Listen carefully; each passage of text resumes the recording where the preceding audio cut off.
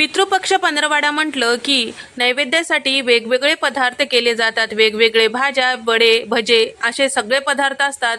वेगवेगळ्या ठिकाणी वेगवेगळे पदार्थ केलं तरी सुद्धा प्रत्येक ठिकाणी कढी ही केलीच जाते. दह्याची कढी ही हमखास केली जाते नैवेद्यासाठी आणि काही जण यामध्ये हळद टाकतात तर काही जण टाकत नाही.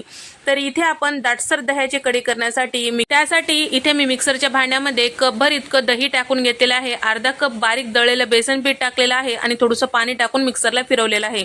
कढईमध्ये 5 चमचे तेल टाकून घेतलेलं आहे. अर्धा चमचा मोहरी, अर्धा चमचा जिरं, 8 ते 10 कढीपत्त्याची बारीक चिरून घेतलेली पानं टाकलेली आहे.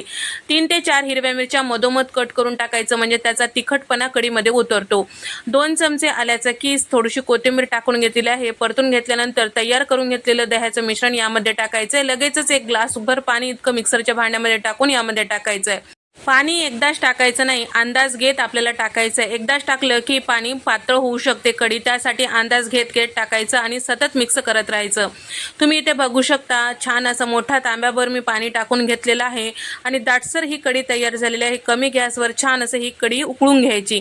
तर या ठिकाणी तुम्ही जर हळद टाकत असाल तर शिजते वेळेसच किंवा मिक्सरला फिरवते वेळेस दह्याचं मिश्रण त्यावेळेस हळद टाकू शकता. आमच्याकडे नाही टाकत म्हणून मी नाही टाकलेलं आहे. कढी छान उकळलं की गॅस बंद करायचं, मगच मीठ टाकायचं. उकळते वेळेस कधीही मीठ टाकायचं नाही, कढी फुटू शकते. ही टीप लक्षात ठेवा, तुमची कढी कधीच फुटणार नाही.